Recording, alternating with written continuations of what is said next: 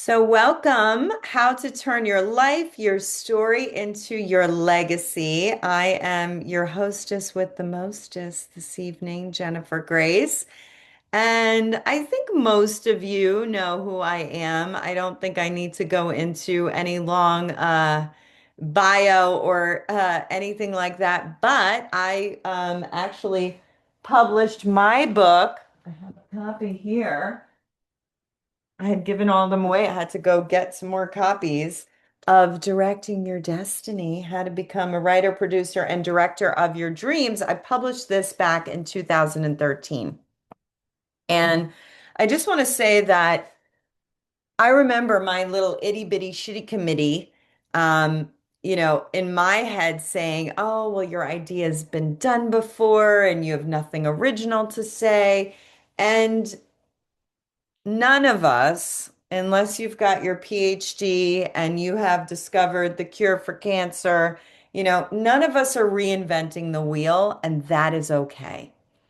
The fact that your story is coming through you, that's what makes it original and unique, Hay House published this book, okay? And have you ever heard of some of these tools? Meditation, journaling, mindfulness. I mean, come on. Why was this published then? Because I took my stories, my original perspective. You see, back in the day, I was a filmmaker and an actor.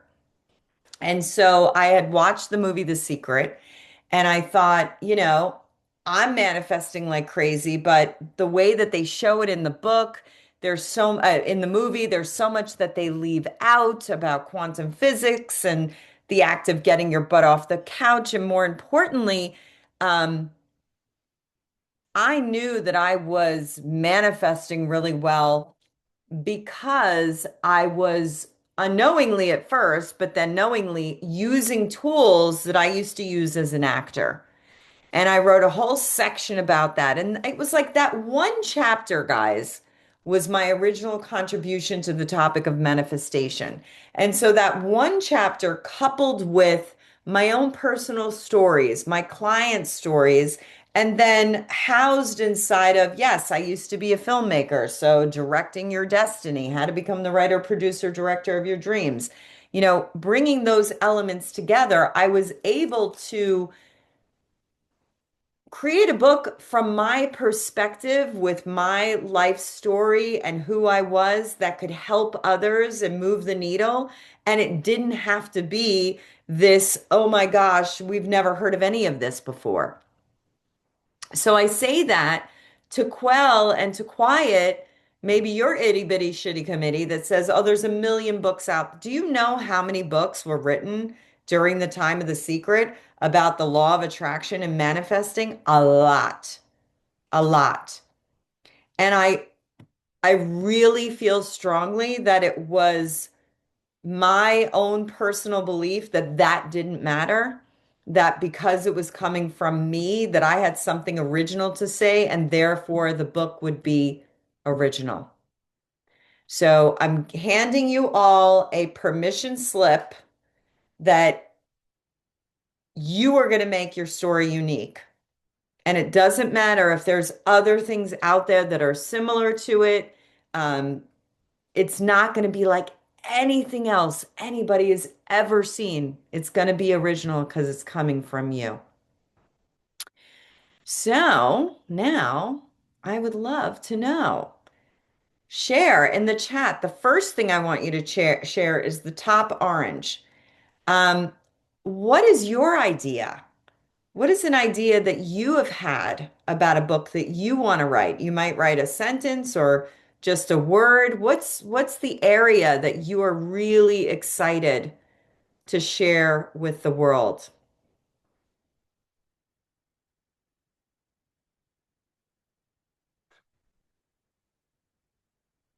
Desiree say based of my dreams. Beautiful. Advice for my daughter about how to be strong and confident. I love that. Overcoming narcissistic relationships. Keep going through life happening. Yeah, because life keeps happening, doesn't it, Dan? I love that. I always say life keeps lifing. Sharing the full spectrum of emotions rather than seeing them as good or bad. That's powerful, Linda. Have an ebook to do about energy, boundaries, then a bigger book about the leap of faith in life. Yes, you took that big leap. I remember that. A crazy journey,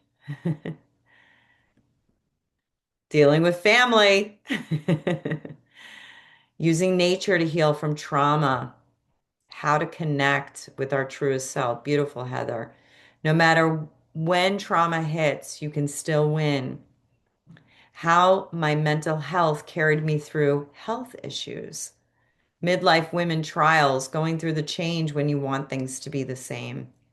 Parenting adult children with learning disabilities, autism.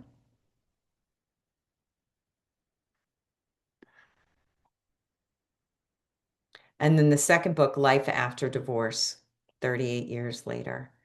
Life after cancer and finding deeper meaning and moving forward. So I think that we're seeing themes here. You know it's time to write a book when you have gotten to the other side of something and you're like, okay, I've figured at least half of this out and I need to share this with the world. I figured out how to get through this or that, and now I want to share it. You don't have to be a master in it also. You need to be a few chapters ahead of your reader. And it's okay if maybe you haven't hit that final destination. There's so much wisdom inside each and every one of us. I can't tell you, I mean, now my book has been out 13 years. I get notes from people, emails from people. I'll bump into people and they're like, your book saved and changed my life. I'm like, what? Years and years and years later. And it's like, you never know. So, all of that fear, that self-doubt that says, I don't know how to write the book, it's been done before. I'm just here to tell you, as somebody that took the leap of faith 13 years ago and did it anyway, despite all those negative voices, I can't even imagine if I had not done that. The thousands and thousands of people and letters that I've received and emails that I've received, that how life-changing this was for them. And this is how so many of my students found me to become clients of mine, coaching clients and retreat clients. Like, this opened the door to so many possibilities for me. So I really just want to empower everybody, with my own personal story, to know that there's people out there waiting for your story right now, and you don't have to have figured it all out. My next question, how long has this idea, this book, been living in your head? Is it 2 weeks, 2 months, 2 years, or 20 years? I have a lot of authors that come to me and they're like, I've been thinking about this book for 20 years. I'm like, I get it. I think mine was in my head for about five before I wrote it. Yeah, 10 years, few years, 1 year, this last year, 2 months. So there's the gamut. 9 months since last year. Yeah, 10 years.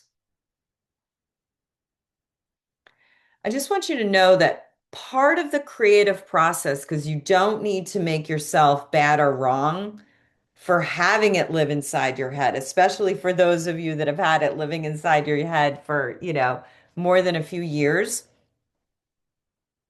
Part of the creative process is having this book live inside of you. And it's going through its own creative process. I mean, Heather, I know you, and I can't even imagine the book that you would have wrote 10 years ago and the book you wrote now is a very different book. And so you also have gone on your own personal journey, and where you are right now might be the perfect timing to write this book. Yeah, 25 years, Dan said. So it's time to birth the books because people are out there waiting for them. Last question. Have you written an outline or any chapters yet, or is it just in your head and your heart? Where's this project? Few notes? Yeah, specifically, would love to know. Just notes, no outline yet. Notes in a journal, 10 chapters. Great. In therapy, yep. Notes. Yeah. And those are also part of the creative process, speaking it out loud to people, making notes about it.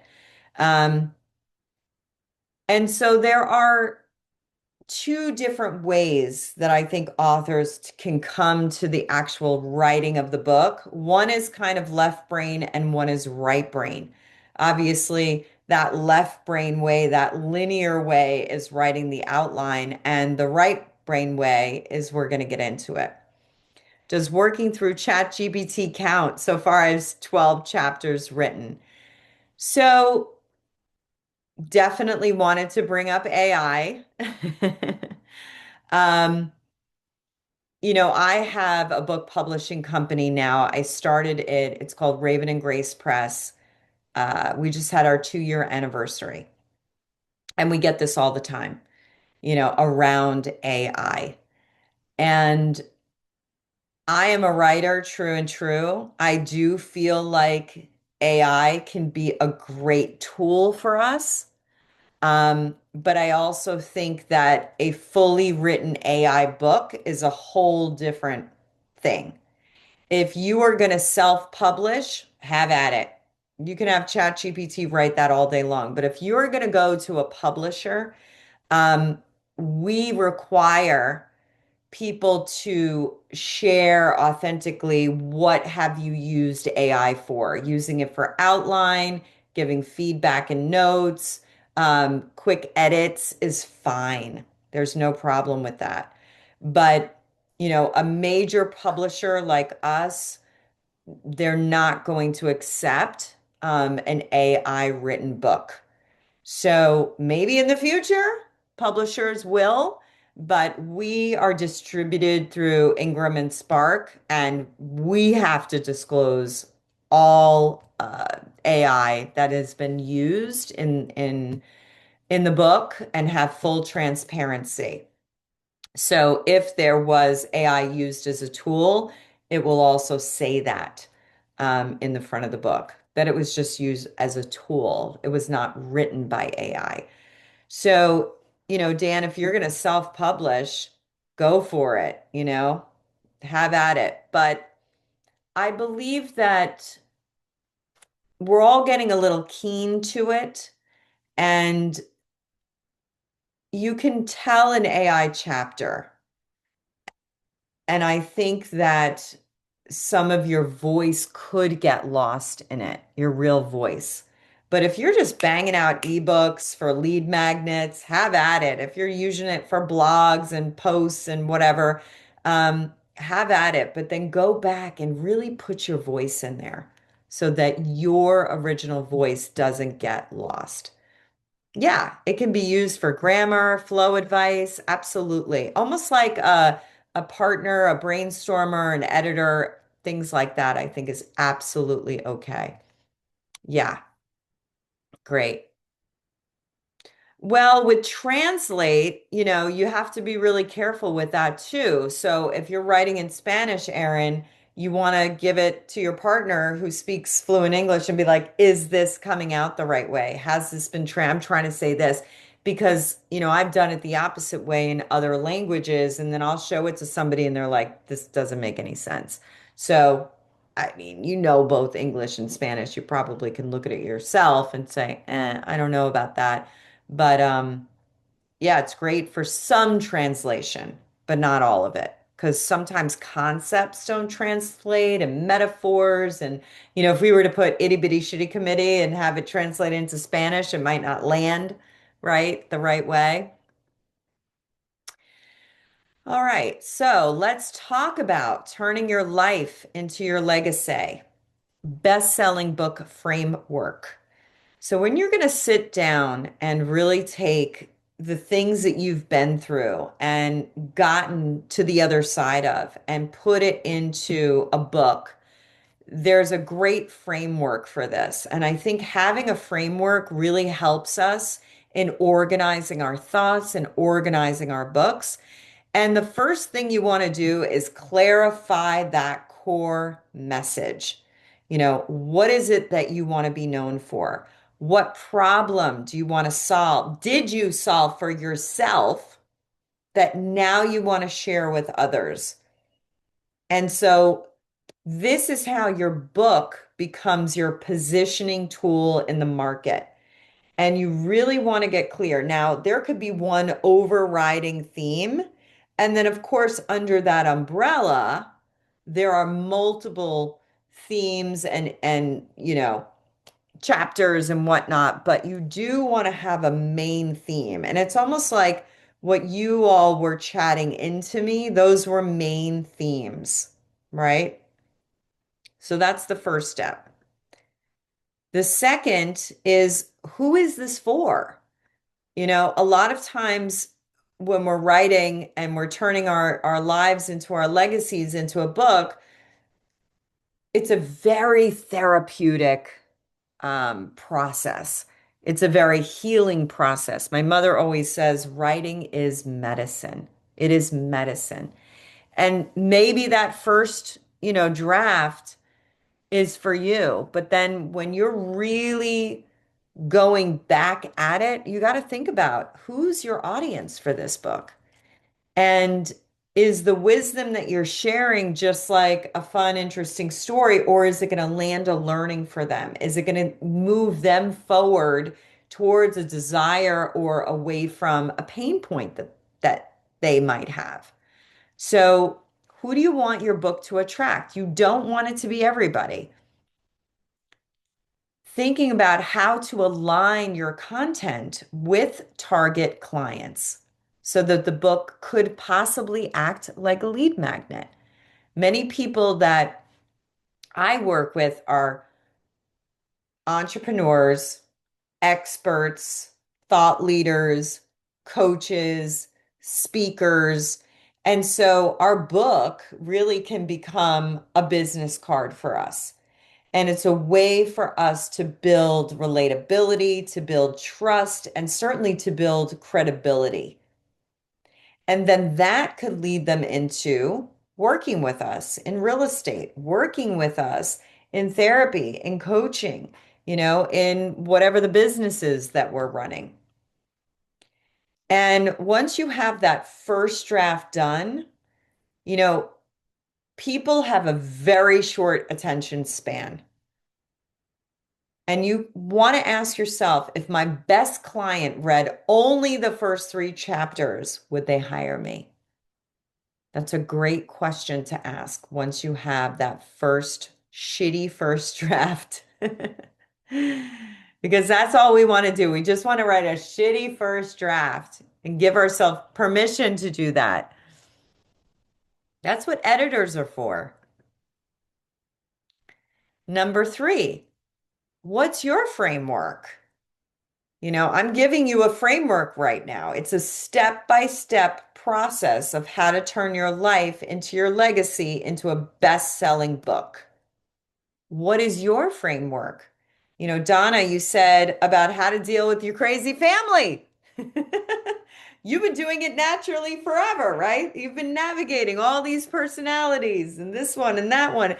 And I spend time with you. You're calm, you're centered, you've got something to share with people. So then you've got to look at, well, wait a minute, what do I do? Well, I take good care of myself. I work out. I go on retreat. I take time with friends, like I put the oxygen mask on first. And so the formula for how to be the calm in the middle of the shitstorm, you have to just look at, what have I done over these past 5 years to keep my head above water and well above water so that I'm not letting them drown me. That's whenever I'm on the other side of something, the first thing is like, oh, I got to share this. And the second thing is like, well, wait a minute, what did I do? Like, I actually have to ask myself, how did I get here? And then you rewind time and you go, okay, well, first I did this. And then I did this, and then I did this, and then I did this. And these are your steps. These are your framework. This is the setup. And then you want to just turn it into a repeatable system for somebody so that they could turn around and do the same. When I wrote Directing Your Destiny, it was, 9 chapters. It was 9 practices. It was the tools. It was over 4 weeks. It was a system. Now, not everybody is going to write their book the same way. Um, let's think of Eat, Pray, Love or Big Magic. She's not really putting a framework into that book. It's more she's sharing her stories and inspiring people through the power of the stories. You don't have to put a framework into your book. It might be more subtle. Like there is a framework in those books, but it's not step by step subtle. It's very subtle. But if you are wanting to position yourself as an expert, because you're an entrepreneur, you're a coach, you're a speaker, you do want to pepper in other people's stories who've worked, with you, client studies, and like real results to make it real. And that's what separates a book of ideas from a book that sells, because a book that sells has a big what's in it for you. For some of us, we go into memoir writing and it's just like our journal glorified. And it's not really helping anybody. And like I said, it could be very subtle, but it's still helping people, or it could be a very clear step-by-step framework. Both will work, but the underpinning of the book must move the reader forward. We want them to have a transformation because of it, insight, awareness, learning. Could be very obvious or subtle.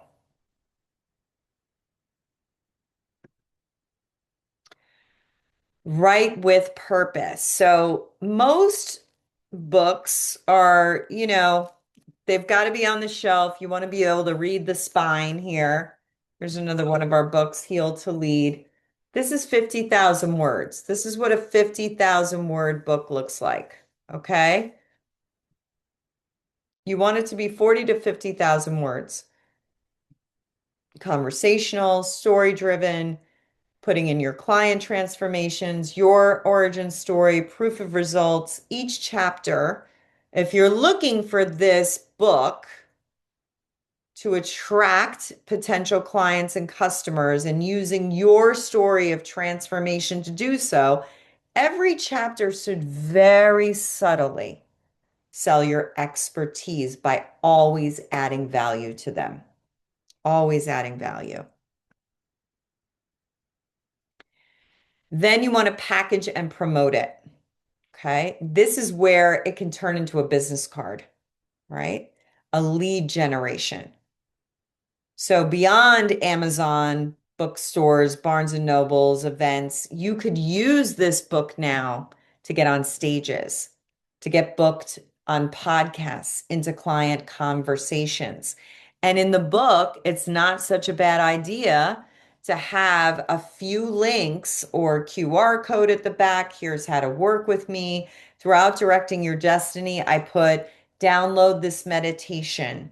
Here's a journal prompt worksheet. You want to be driving them to your website to get their names and emails with different things that are smattered along the book. It could come with a workbook. How to use this book right up in the front.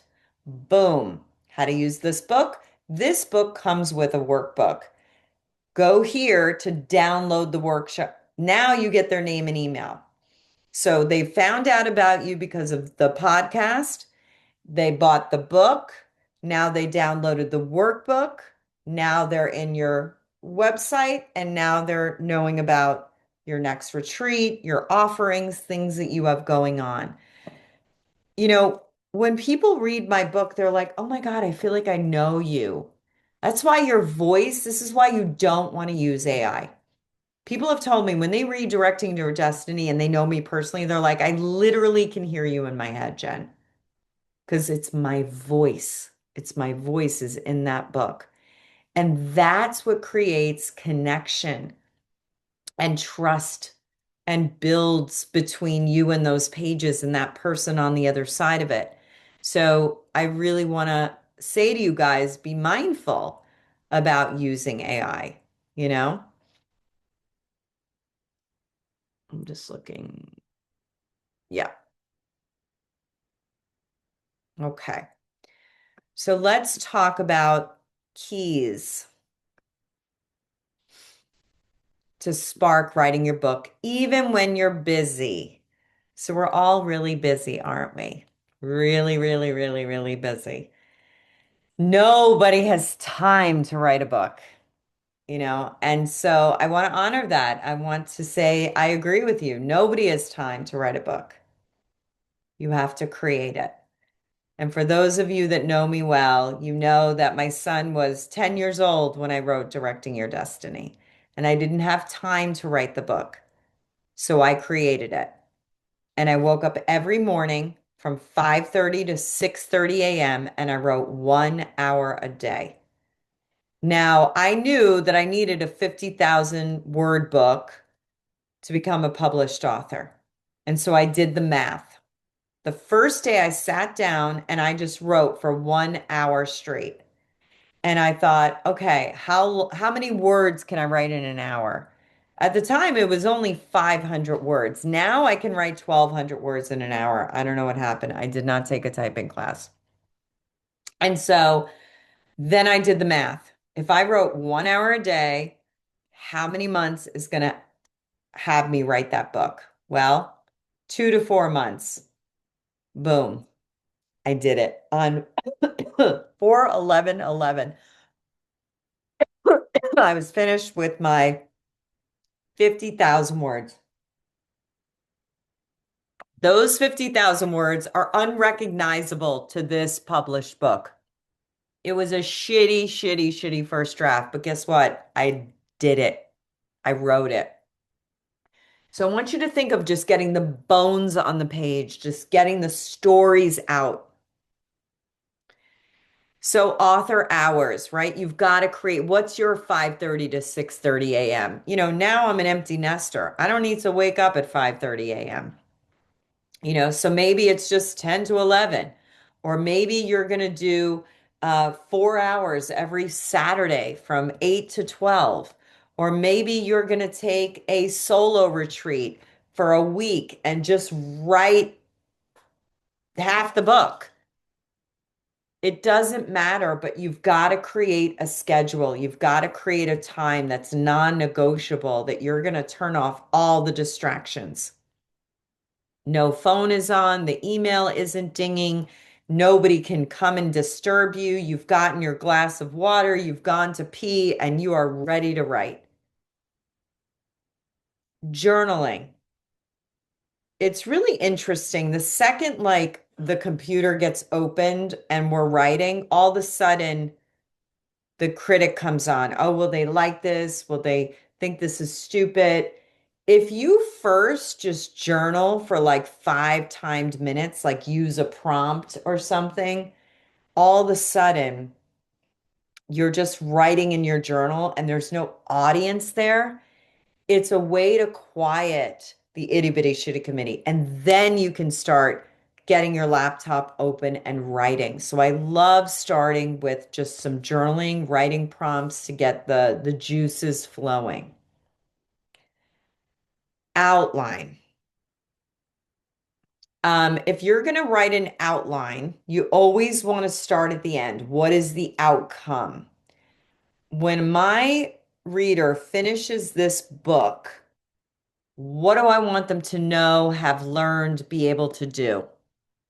And then you want to reverse engineer that and say, okay, what do I need to share with them first?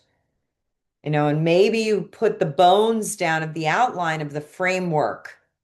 I want to teach them these steps to get to this ending.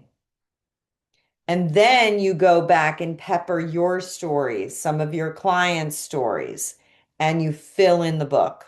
That's one way. The other way is that's the left brain. That's the logical way. The right brain way is a more creative approach. And that's to write down 25 set pieces. What are set pieces? Set pieces are scenes in your mind from your life that if somebody made a movie about your life, they would build a set because it's such an incredible scene in your story. And when you write down it could be one sentence, the day I got divorced, the day I had my child, the day this happened in college, it doesn't matter. Just one sentence. You'll know the memory. And there you are. You're like, okay, I've got my author hours. It's Monday, Wednesday, Friday from 10 to 11 a.m. I know what I'm going to write. And you sit down, it's 10 a.m. on a Wednesday, and you look at your set pieces. And you don't worry about what's the beginning of the book, what's the middle of the book, what's the end of the book. You just pick one of the set pieces and you start writing. And you just write the whole hour. Don't worry about grammar. Don't worry about where it's going to go in the book. You're just writing that scene in your mind. And what starts to happen over time is those set pieces start to create a thread. And now you see, oh, this one should go here and this one should go there. And you start moving those set pieces around. And of course, yes, they can become chapters. Yes.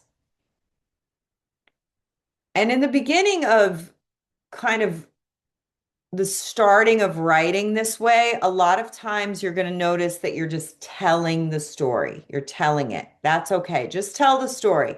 This is what happened, and that happened, and this happened, and that happened. Don't worry about what present tense, past tense. It's going to be all over the place. It's a shitty first draft.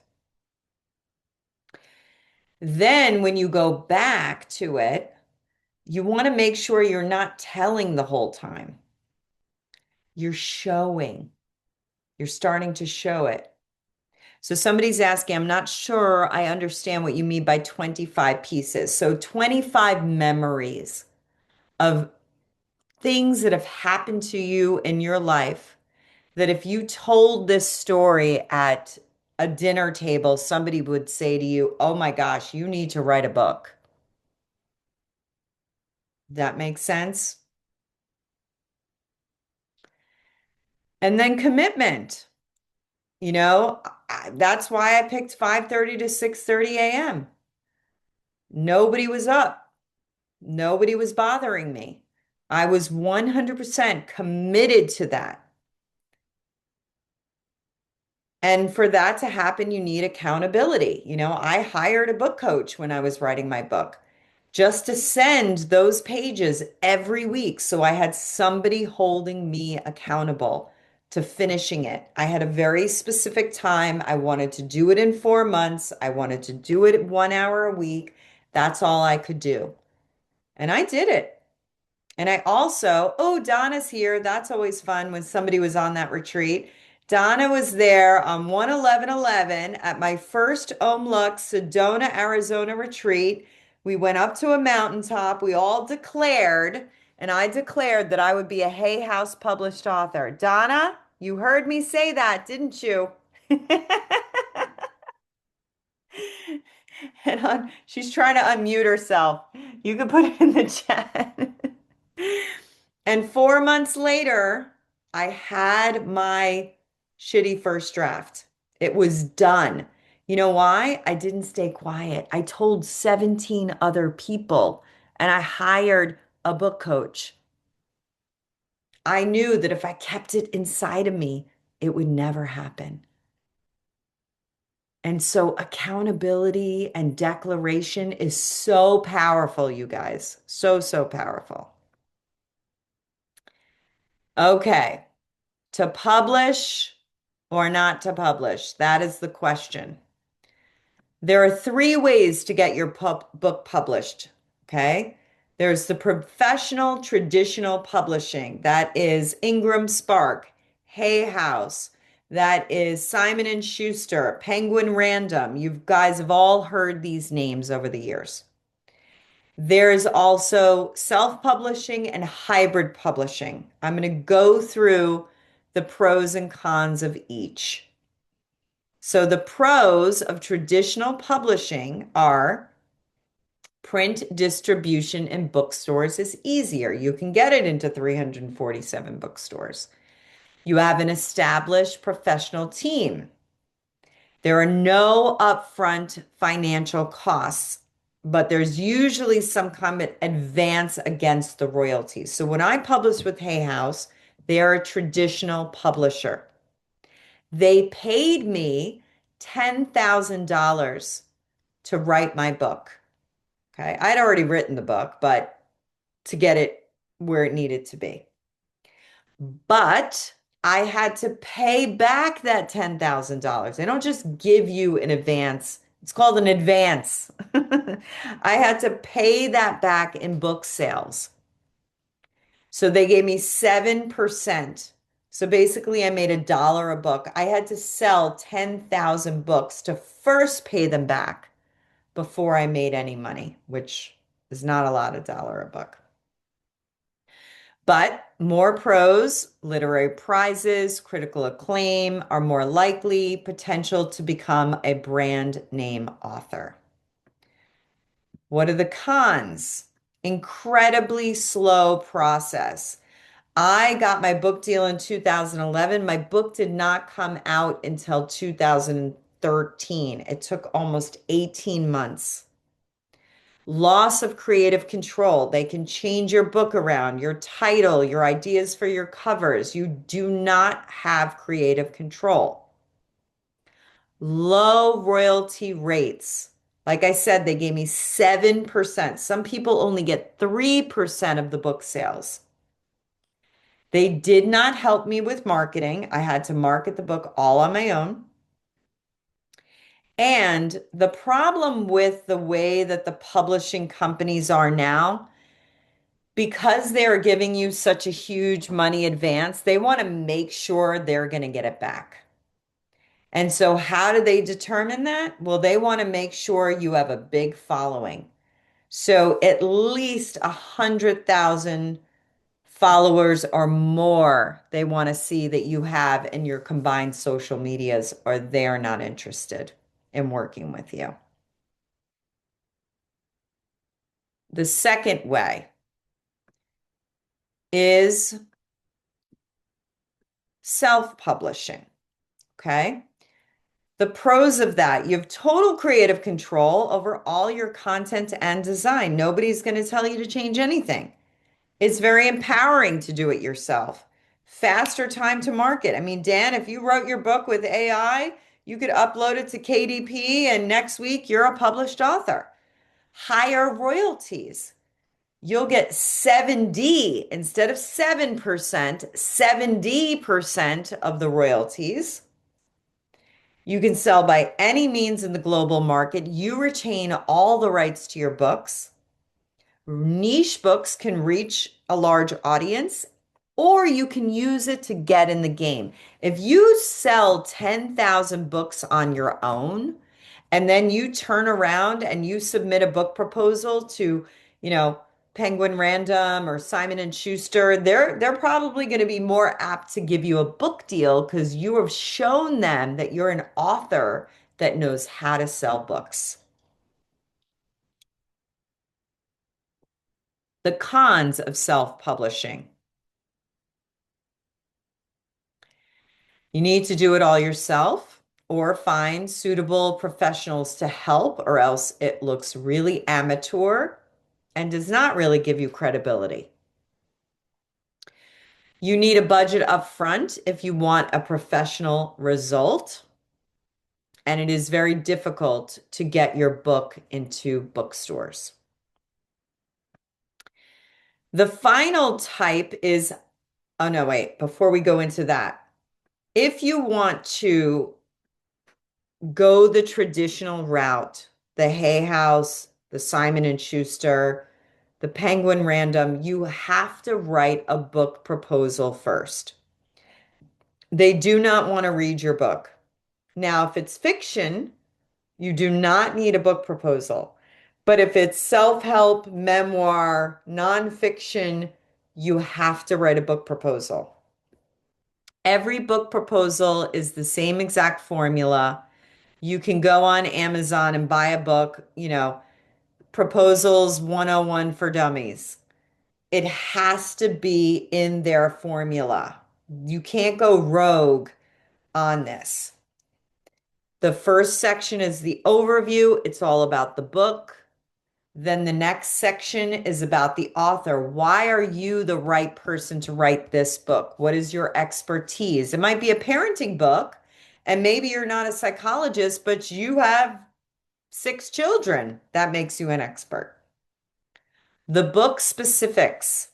This is the dumbest one because you have to tell them how big is your book? How many pages is the book? What is the font size? Like, I don't know. So literally go to the bookstore, measure a book, look at how many pages it is. You honestly make it up. I don't even know why that section is in a book proposal. Who the heck knows? Target market. So say you are writing a book on how you overcame diabetes and healed yourself with food for type 2. You want to look at how many people in America or even globally have type 2 diabetes. That becomes your target market. Do some research. Competition. I think this is a little silly. My competition was Wayne Dyer, Esther Hicks. I mean, I don't look at those people as competition. I look at those as the foremother, the forefather of the work that I'm doing in the world. So, what they're looking for, though, is other books on your topic that have been bestsellers and how your book isn't better, but brings something new to the table. So, for example, all the other books that I was reading about law of attraction were saying, you got to feel it. You got to feel it. In order to manifest it, you got to feel it. And I thought to myself, well, how do you tell somebody to feel love when they're lonely? How do you teach somebody to feel abundance when they're broke? And that's when my light bulb went on. And I realized I was using my tools that I got classically trained as an actor, Uta Hagen, Meisner, to actually feel the emotional character of the lines that I was saying. And so I translated that into writing a book about manifesting using acting tools. That was where my book was different. I wasn't just telling people to feel it, I was giving them a tool set that actors use in order to feel the emotional truth of a character while you're manifesting. Marketing and promotion, probably the most important section, sadly. This is where you put your social media numbers. This is where you share that you're going to hire a PR firm, that you're going to do a book tour. All has to be self-funded, by the way. They do not pay for any of this. Traditional book publishers do not. They want to see that you have a team, that you have a huge following, that you're going to get out there and sell this book so you can make the money back that they gave you. In there will also be the chapter outline. You've got to write a paragraph on each chapter, and then they want to read some of the book, a sample chapter from 1 to 3 chapters. This you want to get professionally edited. You only need to write your shitty first draft in order to write the book proposal. They're not going to read your draft, but they will read 1 to 3 chapters. Those you want to pay somebody to professionally edit it. Once you have your book proposal done, you then need to find a literary agent. Sorry, let me go back here. You've got to find a literary agent. In order to do that, you've got to first query them. You do not call an agent on the phone. You always write. You want to be sure to research what category they prefer. You don't want to query an agent who does children's books if you're writing self-help memoir.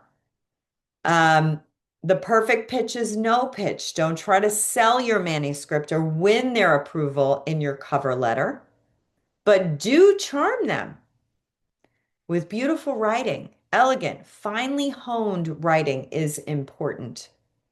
Do invite the agent along for a journey, perhaps to see the world in a different way. Tell them something that you alone know. Do share your enthusiasm and passion. Be confident, but not boastful. A lot of times, writers thank their agents in the acknowledgments. That's one of the greatest ways to find a lit agent. Go look at your favorite authors that are similar genre to your type of book and see who their lit agent is.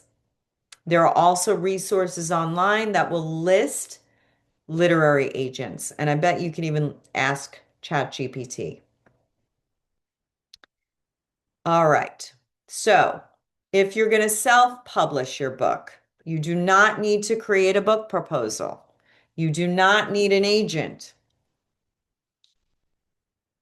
You need to write your book, have it edited by a professional, hire someone to do your digital cover, upload it to Amazon, KDP, soft launch your book for a low amount, get reviews from friends and family, then hard launch your book to the public after you've hopefully gotten yourself to a great status with your book, then hard launch it.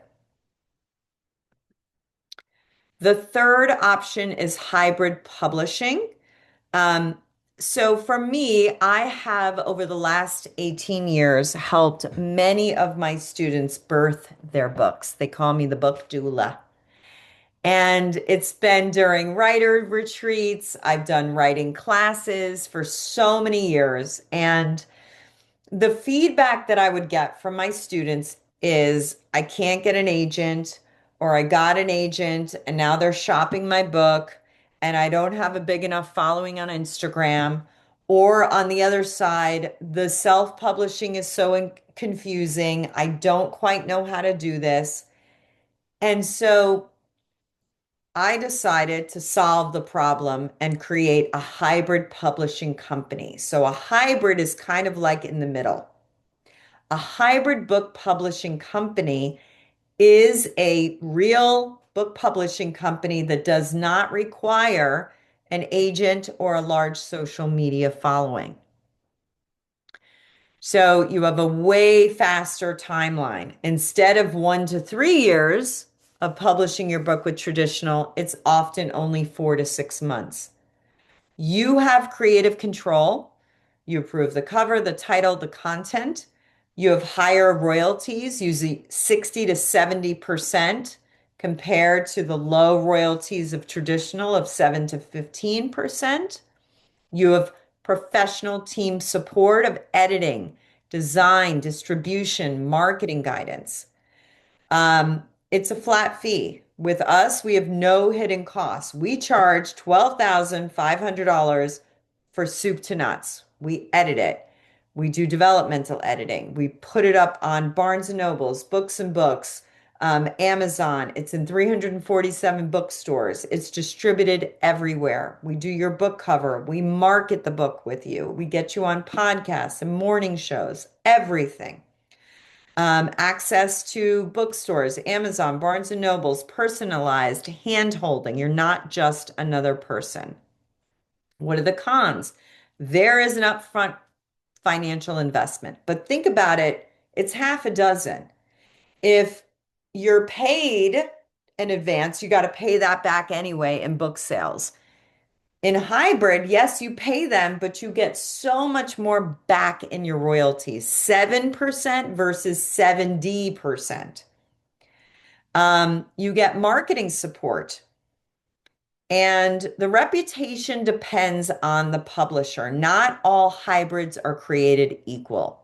So, a third issue that my students were having was they were going to hybrid book publishers and being told one thing, and then a year later, oh wait, and now it's going to be 6,000 for marketing, and now you've got to, pay for your own books, and now and now and now. And so out of all of those problems, I was like, nope, this is the price. This is how many books we give you. There's no upsell. What you see is what you get. And that is why I created Raven and Grace Press. So we're having a contest. If you go to ravenandgrace.com, we have a contest coming up. One person is going to win the book deal. So if you're somebody that wants accountability to write your book over a 2-month time period and submit your shitty first draft, this might be a fun thing for you to do. Even if you don't have your book done at the end of the 2 months, it's probably a great container for you to just write your book. And it's ravenandgrace.com/contest. Or I actually have one spot left for my next writer's retreat. I require an interview. It's going to be April 30th. You could go to jennifergrace.com/chat. Um, if you're interested in just coming to my retreat in Nashville, there's only going to be 5 people on the retreat. It's very intimate. You will get a ton done. Um, and then we also will write following that together for another 8 weeks for accountability. And the price of that retreat is 1,800 for that. So I'll pull up really quickly the information about the contest. I highly recommend if you're ready to stop thinking and talking and talking and thinking about the book, to just come and play. Every Monday night, we get together online and we write together. And it's just a container to, you know, stop thinking and stop talking about it. One person will win the book deal. It's $97, which is amazing. And you get 1 hour a week writing sessions, daily motivation and inspiration, a supportive community. And then all the dates are lined up here, how it works. You've got to submit your manuscript, your shitty first draft by May 26th. The top finalists will be chosen by Raven and Grace, and then the community will vote on the winner. It's not Raven and I that are going to vote on the winner. The community votes on the winner, and each of the finalists will read an excerpt of their book. And then the grand prize reveal will be on June 8th. So we've done 2 contests so far. Jill won the first one, Eric won the second one. Their books are coming out in the next few months, and it's been fabulous for them. So even if you don't finish it, I think it's a great container to be with other writers, to have Q&A, to bounce ideas off each other, to just get the book out of the head and into the world. And that's it. Oh, look at that. Boom, on the dot. She is done.